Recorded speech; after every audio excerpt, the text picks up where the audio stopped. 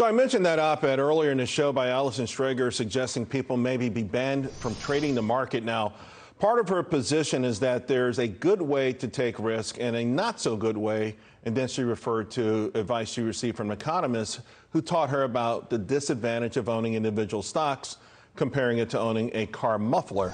The point was that it's part of a larger system, which translates into, I guess, a good diversification strategy. Now, she put forth the notion that owning lots of stocks mitigates downside risk. It does, but it also destroys your goal of getting rich. I agree, folks should own more than one or two stocks, but if the idea is for you to own the cream of the crop, then you don't want to be overexposed to stocks with deteriorating fundamentals. All of this really gets back to the establishment's belief that most people are simply too dumb to figure things out. I mean, you can't figure out the direction of operating margins. You can't figure out if a company's taking market share gains. So I came across this passage, ironically enough, today from The Pitfalls of Speculation.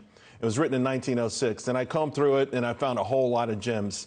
Now, the book underscores mistakes made by investors over 100 years ago, folks. Yes, they are the same mistakes people are making today, and they are the same mistakes people will be making 100 years from now. Three of them they pointed out.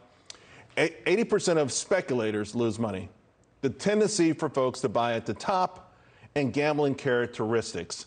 So, you know, it's a very compelling point there. It was that folks that lived furthest away from brokerage offices, remember, this is 100 years ago, had smaller losses and larger gains than the locals who actually had access to those offices. So the author pointed out that flurries and canards around these brokerage offices, all the hype and all that kind of stuff probably was a downfall. The opportunities for those who live furthest away, according to the author, make fools of themselves was restricted. So for me, this means make sure that the platform that you trade on provides real education and pushes things like access to corporate filings. If you're only getting zero commissions on your platform, you've already lost. That's because the best way to sidestep major mistakes isn't to own the best and the worst stocks in the market and hope that somehow they balance out. It's to stay informed and always commit to your stock market education. So the bottom line is nobody is perfect. I mean, this is not rocket science. It takes a lot of work, it takes a lot of patience, and a higher EQ than IQ. But I can tell you one thing, without a doubt, you can certainly do it. And I think a lot of you have proved it over the last couple of years. So, you know, whether it's the establishment telling you can't do this or some op-ed writer telling you can't do this, you can, but it takes a whole lot of elbow grease. But here's the thing, it is absolutely worth it. As far as today's session is concerned, I want to point something out. The rally I talked at the beginning of the show when I did my attempt to sing the hee-haw song, already beginning to fade. Magic number on the downside, 4465 for the S&P 500. However, if we turn around and get through there, 4525 today is a huge number into the close.